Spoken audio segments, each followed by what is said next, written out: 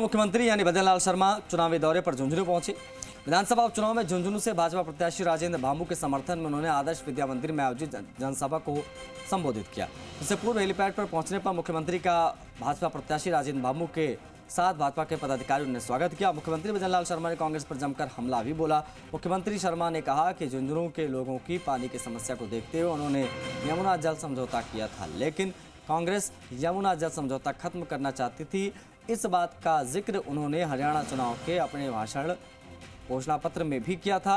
वहीं उन्होंने कांग्रेस पर घोटालेबाजी का समर्थन करने का भी आरोप लगाया। अपने संबोधन में मुख्यमंत्री भजनलाल शर्मा ने झुंझुनू को किसान, जवान और उद्योगपतियों की भूमि बताते हुए कहा कि झुंझुनू जिले के साथ साथ राजस्थान को विकसित बनाने में कोई और कोर कसर नहीं छोड़ी जाएगी। एक तरफ वो लोग खड़े हैं जो हमेशा जातिवाद की बात करते हैं, तुष्टीकरण की बात करते हैं, भ्रष्टाचार की बात करते हैं। अगर सही माने में मैं कहना चाहूं तो अगर इस देश को सबसे ज्यादा बर्बाद किया है, सबसे ज्यादा अगर भ्रष्टाचार में ढकेला है तो इस कांग्रेस ने ढकेला है, कांग्रेस ने ढकेला है। और ये कांग्रेस भ्रष्टाचार की जननी है। यह चुनाव आता है, यह जातिवाद धर्मवाद की बात करती है, यह तुष्टीकरण की बात करती है।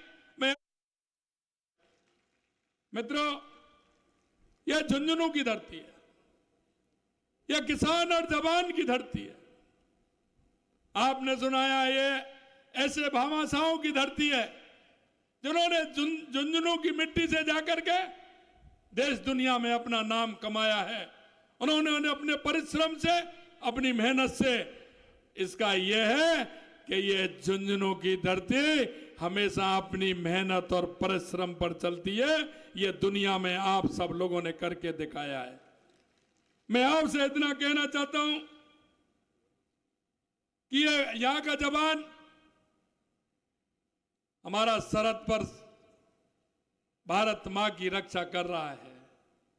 हमारा किसान यहां धरती का सीना चीर करके हमारे देश की 140 करोड़ जनता को पेट पालने का काम कर रहा है।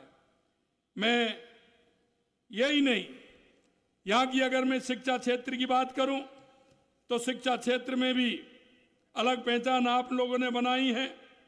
मैं आपसे इतना कहना चाहता हूं कि समय आ गया है और मैं कुछ ध्यान आपको दिलाना चाहता हूं। और मित्रों, मैं ध्यान यह दिलाना चाहता हूं कि यह झुंझुनू की धरती, एक बात तो निश्चित मान लीजिए कि कोई भी काम आप करते हैं सोच समझ के विचार करके करते हैं। आपसे कहना चाहता हूं, आप बताइए, देश के यशस्वी प्रधानमंत्री नरेंद्र मोदी जी ने किसान सम्मान निधि देने का काम किया है। क्या उन्होंने कभी जाति और धर्म पूछा है? क्या मैं आपसे पूछना चाहता हूं, बताइए, क्या किसान सम्मान निधि जाति और धर्म के आधार पर मिलती है? मैं आप बताइए, जाति धर्म के आधार पर मिलती है? क्या खाद्य सुरक्षा जाति आधार पर मिलती है? या किसानों